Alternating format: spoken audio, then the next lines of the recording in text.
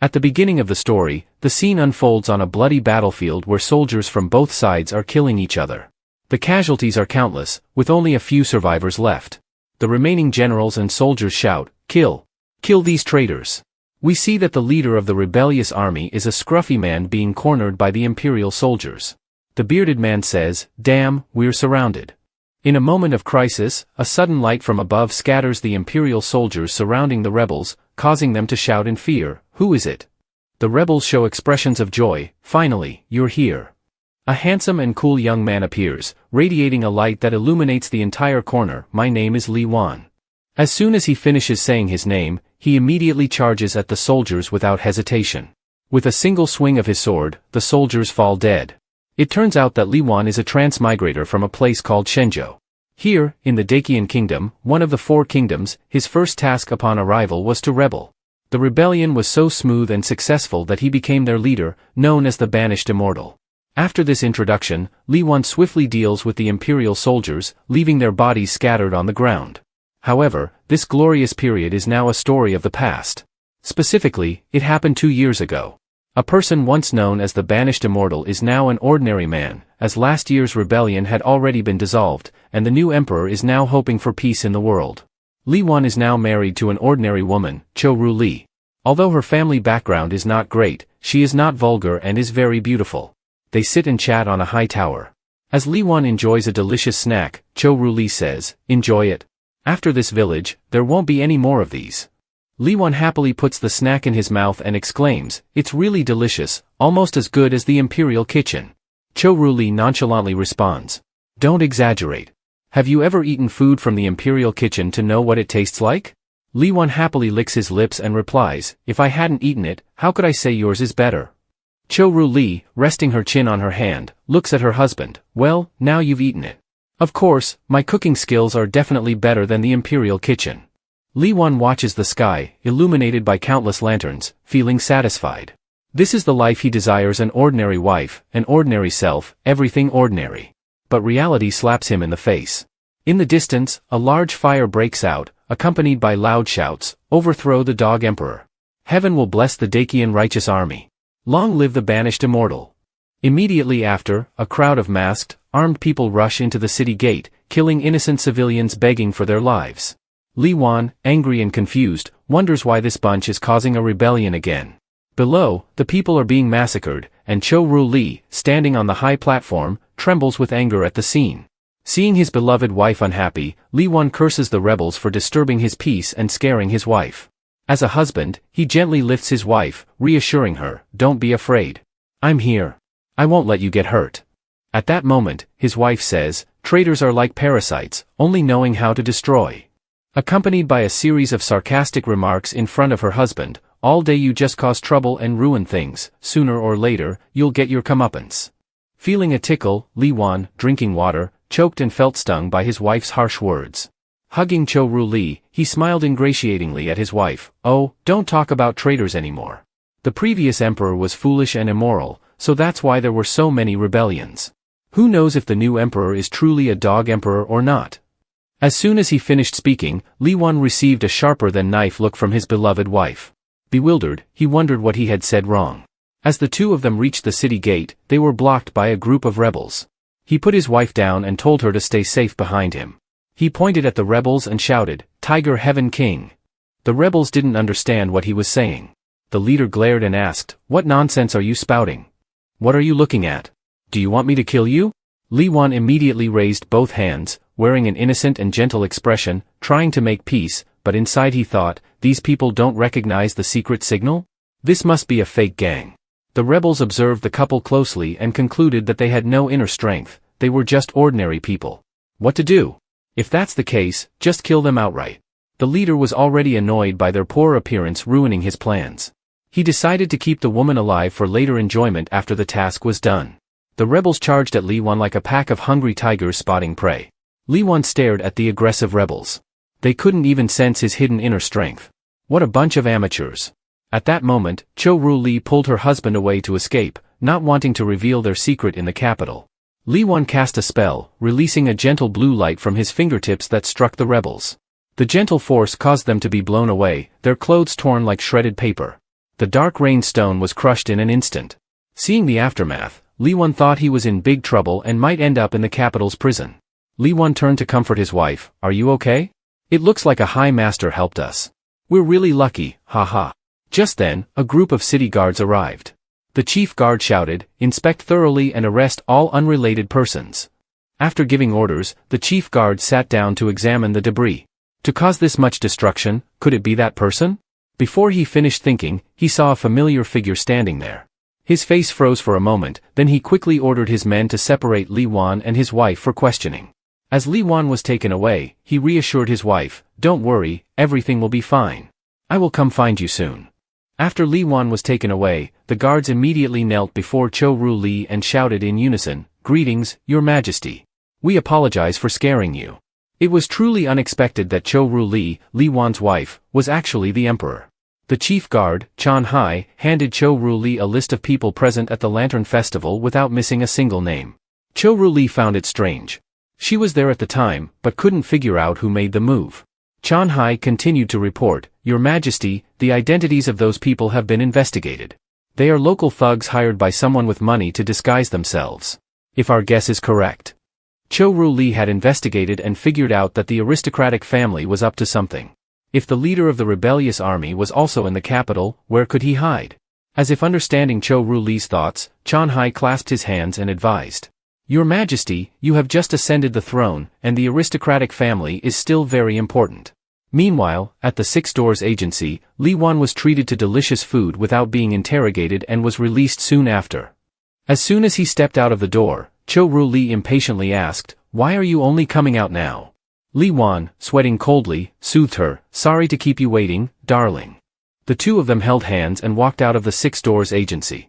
Li Wan, concerned, asked, Were they the rebellious troops? I thought you might be tortured. The capital hasn't been very peaceful lately. Be careful. Cho Ru Li explained, It's not just the rebellious troops, there are also people from the aristocratic family. Those people were sent by the aristocratic family to scare the new emperor, to destabilize the foundation so they could gain more benefits. The newly ascended emperor wouldn't dare to touch them. Her deduction startled Li Wan. His wife was truly formidable. How did she know so much? It was as if she were the emperor herself. But Cho Ru Li explained that she had inadvertently overheard this from the officials at the Six Doors Agency, making her husband no longer suspicious. Ah! Husband, husband!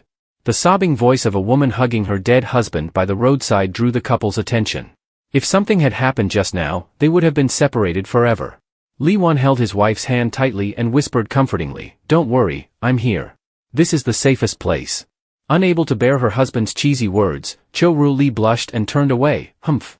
You mean you're the one who's safe, right? Cho Ru Li thought they needed to deal with the rebellious troops and the aristocratic family so they wouldn't harm her beloved husband. At the same time, seeing his wife's back as she walked away, Li Wan had a bold idea. If the emperor didn't dare to deal with them, then he and his wife would. They were truly a perfect match. Finally, dawn broke. The young couple walked hand in hand on the streets, amid the bustling discussions of the capital's residents. It seemed a certain aristocratic family had been robbed last night, and now the entire royal family was in chaos like a pot of porridge. Not only robbed, but the head of the Hong family and his wife were said to have had their faces painted by the thief. Li Wan turned to his wife and asked, It seems you're in a good mood?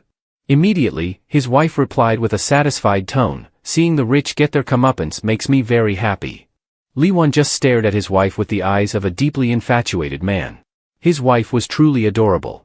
Cho Ru Li knew her husband was gazing at her with a passionate look, and her face suddenly flushed with the thought, indeed, she was very lovely. The newlywed couple was sweet and full of bashfulness, with unspoken love that the other could still sense. The young couple continued to hold hands, feeling relieved that their peaceful life had returned, no more fighting or plotting, everything was very serene. When they glanced at the vegetable stall, they thought that common folks' lives would be peaceful. Suddenly, in front of them, two people were quarreling, a veiled girl holding a piece of paper in her hand, gripping the stall owner's shoulder with her other hand despite the fear evident on his face. They seemed to be in some dispute, perhaps over a debt or a misunderstanding. Where did this troublemaker come from? Li Wan pondered this question with wide eyes full of surprise and irritation. His mouth hung open as if he had seen something astonishing. The two words that came to his mind as he stared at the girl's ample chest, arguing with the stall owner, were, big. He felt both fascinated and shy, yet also terrified, knowing his adorable wife's face was clearly showing her anger. Before she could speak, Li Wan hurriedly explained, "It's not what you think, my dear. I just found her suspicious." Cho Ru Li just snorted, her anger still not subsided, as the young couple was resolving their misunderstanding. Suddenly, a sweet and gentle voice spoke up, "Hello, warrior. Today is also a day full of hope." This statement caused Li Wan, who was comforting his wife, to turn and look at her with a myriad of thoughts. Such a terrifying opening line, if he'd known, he wouldn't have written it.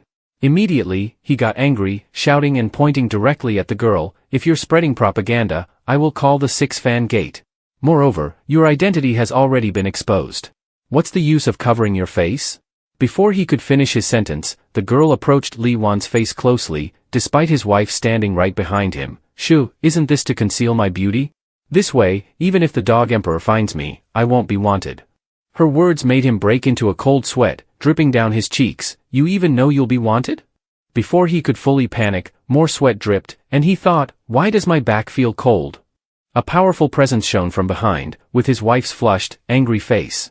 But it seemed he didn't notice and continued to question the girl, this time more gently. "Wait a minute, I feel like I've seen you somewhere before. Take off the scarf so I can see. Are you the guest who owes me rent?" This question made the girl raise her hands as if surrendering, with a sheepish expression. She might have reached a dead end before Li Wan's absurd question. "Look quickly, there's a beautiful woman undressing over there." In a flash, the girl pointed in that direction, seemingly trying to dodge Li Wan's question. She then used all her strength to run away as fast as she could, escaping from Li Wan, who angrily shouted that she was indeed the one. Thinking she could escape him, who could have known that this unfortunate girl tripped over a large stone blocking her path, causing her to tumble 3 times and hit her head on the ground. "Ah! Ouch! It hurts!" She cried and held her head, despite her clothes and hair getting dirty. At the same time, the scarf she had used to cover her face fell off. Li Wan and his wife stood right in front of the girl, making her quickly bow her head. "Landlord, I beg you, please forgive me this once." As soon as she finished speaking, Li Wan said, "I think your name is Li Zuj. I remember you, you probably aren't a rebel." From a pitiful face begging for mercy, Li Zuj immediately brimmed with confidence and vigor. "Although I'm not one now, I will soon join the rebels. Once I join the righteous army and find that person, I can pay the rent." As soon as she finished speaking, Cho Ru Li was immediately stunned, as if realizing something. But before she could continue, Li Zuj stood up, her hands on her hips, looking admiringly and speaking with deep respect. "The leader of the righteous army, the unmatched Trick Tien Sir, that person has combat power, economy, and character far beyond ordinary people. I must find him." Not only that, this girl had a means to find him. A rolled-up piece of paper was tightly held in her hand as she continued, "Years ago, before my father died, he gave me a picture of Trick Tien Sir. So, based on the painting, I will find him." It turns out that the paper the girl is holding is a photo of the immortal master. She wasn't arguing with the old shopkeeper but was asking around to find the person she admires and respects day and night. Little did she know, the person she was searching for was right in front of her. Li Wan's mind was flooded with thoughts. "Damn it, there's even a portrait. I clearly erased all the clues about me, and now everything's blown. If this continues, my wife will find out that I was the leader of the rebel army." Meanwhile, his wife, Cho Ru Li, was deep in thought, wondering why all the records related to the immortal master had mysteriously disappeared. The opportunity had finally come to know what that scoundrel looked like. Just as it seemed like Li Wan's identity would be discovered by his wife, Li Zuj lifted the photo, which made Li Wan feel a bit relieved. Although the person looked a bit ugly, with a face like a shoe sole, he was the leader of our group. Recently, I've been asking people if they've seen this person. It turns out the person in the portrait was someone else. Should I feel happy or sad? Besides, where have I seen this portrait before? While Li Wan was thinking, his wife was full of suspicion, thinking, could this be the appearance of the leader of the rebel army? Cho Ru Li's question remained unanswered when they suddenly heard the panicked screams of the townspeople. "It's the rebel army. The rebel army has appeared." The 3 of them were stunned and surprised. A loud scream startled Li Wan, revealing Li Zuj holding a branch with green leaves, continuously muttering, "Can't see me, can't see me, can't see me." Li Zuj kept saying these words, hiding her face poorly with the branch. Li Wan shouted at Li Zuj, "Is this your final trick? Hey girl, is there something wrong with your head?" Just as he finished shouting, another statement caught his attention. "Hey, did you hear? There's a rebellion at Red Star Pavilion." A rumor spread among the townspeople, and they continued discussing without stopping. I heard the leader brazenly entered the brothel. Could it be that the legendary immortal master was captured? Impossible. How could they catch him? Even the Green Cloud sect hasn't touched him yet. These words made the young couple pay more attention. Who was captured? The question lingered in Li Wan's mind. Could it be an acquaintance? While Li Wan was pondering, at Red Star Pavilion, a man was chewing on a large bone with a loud, appetizing noise. Dear guest, are you really treating our Red Star Pavilion as a tavern? I'll find you any kind you want.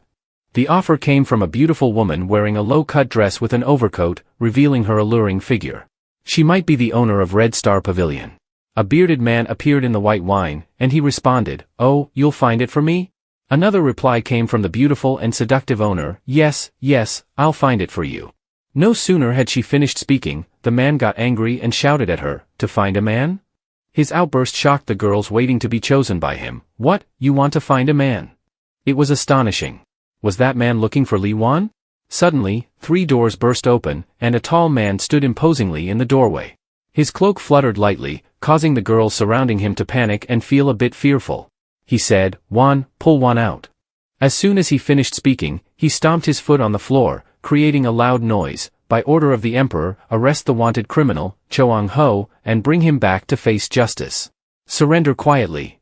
It turned out he was a member of the court, holding a brilliantly shining sword, exuding an air of grandeur and power. Humph. The man seemed to express his frustration towards the young man who was carrying out the court's orders. His anger made him appear intimidating, causing the beautiful girl in the building to feel even more scared. Only the tall, slender young man was unperturbed. "I advise you not to resist." The old man's anger grew more intense. He could only say one word, "You." No one would have guessed that immediately after, he knelt and hugged the young man's legs, crying and saying, "You've finally arrived. I've been waiting for a long time. Hurry up and arrest me. I've used up all my travel expenses. I surrender, take me to jail right away." He then confessed, "It's me, I'm the traitor. Quickly arrest me." The old man cried louder and louder, with tears and mucus accumulating enough to fill a basin, making the young man exclaim, "Ah! Quickly wipe off the mucus and tears, they're sticking to my legs." And so, what had to happen, happened. The old man's wish was fulfilled immediately. 2 men from the capital arrived, handcuffed him, and led him away in front of thousands of onlookers. The old man furrowed his brows, his face mysterious and contemplative. "The bandit leader Choang Ho came looking for you, and unexpectedly, a simple doctor like me ended up in this predicament. It turned out he was just a country doctor 7 years ago. He used to own a medicine shop. One day, a young man came to him at the counter and said, 'Doctor, my hand is injured.' The old man took pride in this small matter and said to the young man, full of curiosity, that he had only used a bit of strength, but the young man screamed in agony, as if the whole capital could hear, 'Ah! Ah! Ah! It feels like my hand is broken.' The old man responded slowly, 'It's nothing, don't worry. I'll set it for you.' What was even more horrifying was that the old man was holding a hand and a leg of the young man, looking bewildered as if he didn't know what to do next. Unfortunately, the old man's cheerful face appeared on a wanted poster with a reward of 2,000 taels for capturing Choang Ho. The old man had become a fugitive and, not long after, joined the rebels. Until he encountered someone falling from the sky, a young man who fell about 3 meters into a deep pit, his clothes torn and tattered. What's happening? Someone fell from the sky. Could it be a messenger sent by heaven? The curiosity and questions continuously came from the 2 guards following the fugitive old man. Suddenly, one of them exclaimed, "What the hell is this? It hurts so much. Damn it. Could it be a broken bone?" It turns out that the young man had woken up with a gruff voice, "Looks like that kid is still alive." The old man spoke with the same bewilderment as the 2 guards, who were still in shock. The old man continued, "You're very lucky. I used to be a doctor, so I'll treat you." Of course, upon hearing this, the young man was overjoyed, his eyes shining with hope and trust in this person. "Ah, then I'm sorry for the trouble." Fortunately, this old man managed to save the young boy, who then became their leader. Naturally, this boy was Li Wan. The old man suddenly remembered as he reflected on the past when he saw Li Wan watching as he was being escorted to the capital for trial. "Wait, that rumor was true. Indeed, you're in the capital." Before he could react, a sword was pressed against the old man's neck from behind, causing him to startle and turn around. It turned out that the sword belonged to an official who had come to arrest him. "What are you looking at? Do you have accomplices among those people?"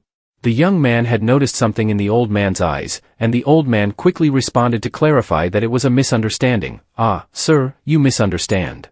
He immediately turned around and shouted at the young man, "With such a smart and handsome young man like you, how could I look at others?" The young man was not pleased. He retorted, "Stop pretending. What are you doing at the brothel?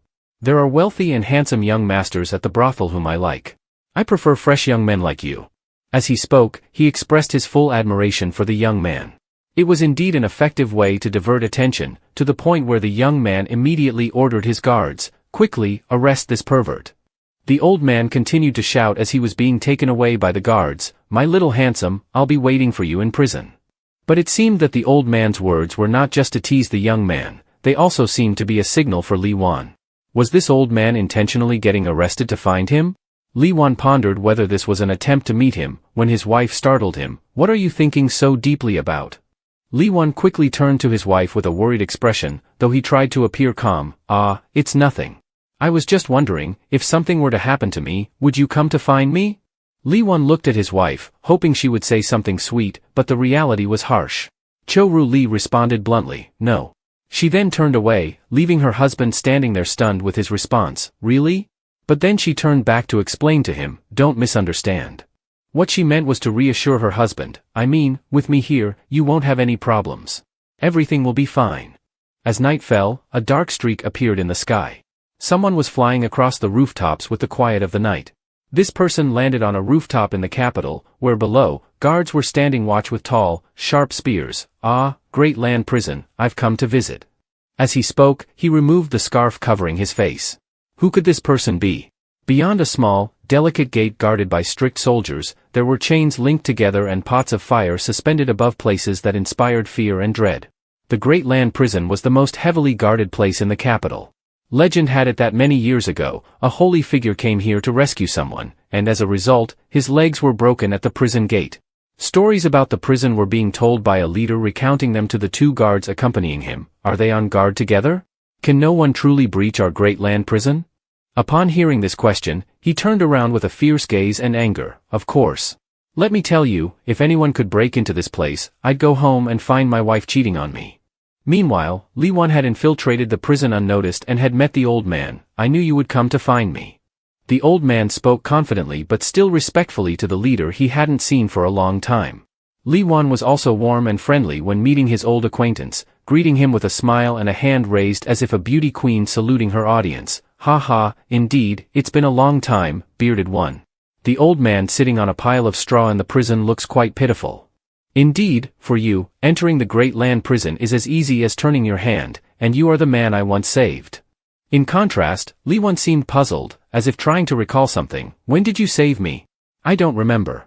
"Oh, wait, unless you're referring to when I crossed over here." As he spoke, tears welled up in his eyes, recalling the trauma he had experienced. It was indeed true. After being treated by that old man, Li Wan had to stay in bed for 3 months. Fortunately, he survived, and the old man yelled with a face full of resistance, "It was just an accident." Before the old man could finish, Li Wan quickly said, "But this time, it's not fear or sadness, it's actually joy. It's blooming on my lips, but because of this, I discovered that my physique clashed with itself. After recovery, I found that I could absorb internal energy to refine my body, which is why I could quickly become stronger. However, this physique has a fatal flaw. The stronger I get, the more serious the problem becomes. My hands and hair are falling out more and more." Li Wan then expressed relief. "Fortunately, you researched a hair loss remedy, otherwise, I'd be bald and unable to marry such a beautiful wife." As he spoke, he was smug, while the old man could only sit there in silence, perhaps feeling helpless when talking about the leader's wife. The old man had said with a face full of envy, "That's your wife, I've seen her, and she's beautiful. You're really fortunate." The old man then added, "Let's end the old business here." As soon as he finished speaking, Li Wan happily turned around as if he was about to leave. "Well then, the prison visit ends here. I'm heading back, my wife is waiting for me at home." Li Wan was quite the joker, to the point that he drove the old man crazy. With a commanding tone showing his irritation, the old man said, "You haven't finished talking yet. I can't hide it anymore. I've been practicing martial arts and have probably lost much of my life. I've come to ask you if there's any way to help. After all, you are the strongest person in the world. In terms of martial arts, no one could compare. As soon as he finished speaking, Li Wan confidently and arrogantly responded, "Well, over the years, I've done some research on medicine. To sum it up, there are 4 words that can cure all ailments." Before he could finish, the old man's eyes lit up as if he had found a diamond, and with his impatience, he quickly said, "If that's the case, I'm saved. You should drink plenty of water." One sentence from Li Wan made the old man's mood plummet, driving him crazy, and unable to do anything, he could only say, "Get out of here." "Oh." Li Wan took something from his chest pocket and handed it to the old man, saying with a comforting tone, "Just kidding, big uncle. My unique physique prevents me from suffering any qi deviation. I'm sorry, I can't help you with anything else, so I'll just give you my entire fortune." The old man's expression changed instantly, as quick as lightning. "Oh dear, that's too much," he said, scratching his head and smiling joyfully. Li Wan opened the package and revealed 3 steamed buns. In a flash, it was another trick from Li Wan, making the old man furious again. Steamed buns, the entire fortune. Li Wan didn't stop there, he continued making jokes, causing the old man to get even angrier and speechless. "Indeed, I've spent all my 5 coins. I owe my wife money, and I have to repay 50 taels tomorrow. Imagine, the leader of the rebel army being controlled by his wife. Never mind. Meeting someone like you before leaving is already good enough," said the old man, seemingly accepting his fate. He obediently took a steamed bun from Li Wan and began eating it voraciously. Suddenly, Li Wan stopped and said with regret, "Don't say such unlucky things, big uncle. You have a strong life force, and you might survive all of this." The old man, who was eating happily, suddenly changed his expression to a serious and frightening one. "There's something else you need to be aware of. Now that the new emperor has ascended the throne, the court is quite weak. The noble families all have rebellious intentions, especially the Huang family. They seem to be plotting something, colluding with the remaining rebel forces. I have a feeling that this is not a simple matter and that it might implicate the entire capital or even the entire Great Land Kingdom." As he spoke, Li Wan heard footsteps approaching from afar. It seemed the guards were coming. He quickly put on his mask to conceal his handsome face and said, "I remember what you said. I'll leave now." With that, he vanished in an instant. Fortunately, as soon as Li Wan left, the court officials arrived. Was there someone here just now? Despite the seriousness of the situation, the old man continued with his morning routine, causing the young guard's face to darken. "Little brother, are you here? Did you find an excuse for us to be alone together? I'm so happy," he said, acting as if he really liked the young guard.